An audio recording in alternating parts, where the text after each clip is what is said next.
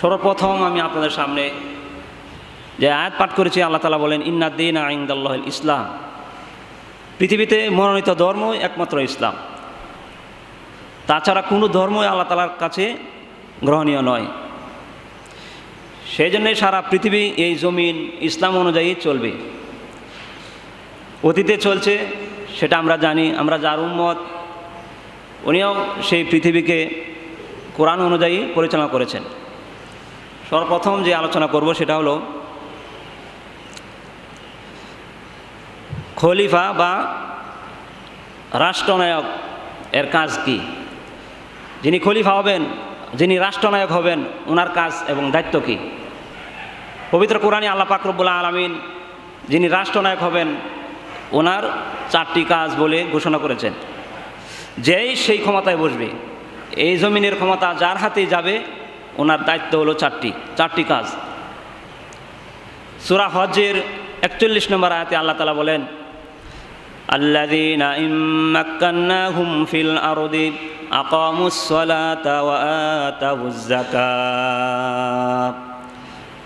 আল্লাহ তাআলা বলেন ওই সমস্ত লোক যাদেরকে আমি রাষ্ট্রের ক্ষমতা বসাই, জমিনের মধ্যে খলিফা বানাই, এই রাষ্ট্র পরিচালনা করার, দেশ পরিচালনা করার জন্য আমি আল্লাহ তাআলা যাকে কবুল করি, অর্থাৎ যাকে দায়িত্ব দেই, সে 4টি কাজ করবে।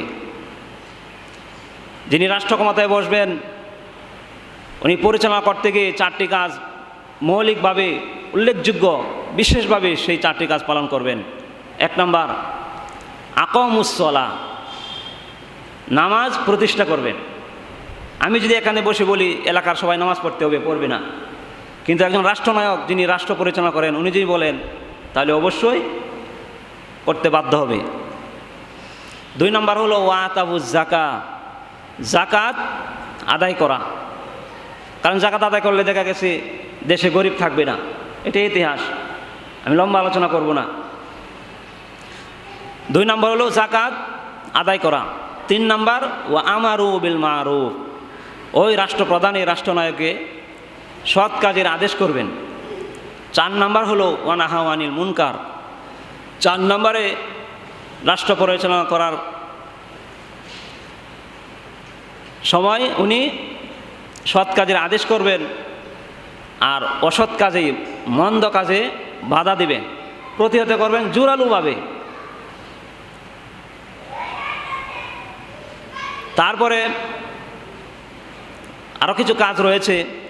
আল্লাহ পাক রব্বুল আলামিন সূরা আনআমের 165 নম্বর আয়াতে আল্লাহ তাআলা বলেন হুয়াল্লাযী জাআলাকুম খলাইফা ফিল আরদ ওয়া রাফা'a বা'দাকুম ফাওকা বা'দ দারাজাতিন, যে আমি তোমাদেরকে এই জমিনের মধ্যে খলিফা বানিয়েছি, নিযুক্ত করেছি।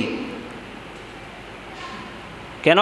ওয়া রাফা'a বা'দাকুম ফাওকা বা'দ দারাজাতিন, যে তোমাদের মধ্যে থেকে একজন আরেকজনকে আমি আল্লাহ তাআলা একজনের উপরে আরেকজনকে মর্যাদা দিয়েছি। কি বলেন? সকলের মর্যাদা কি এক? রাষ্ট্রপতির মর্যাদা এক, এমপির মর্যাদা, মন্ত্রীর মর্যাদা, চেয়ারম্যান মেম্বারের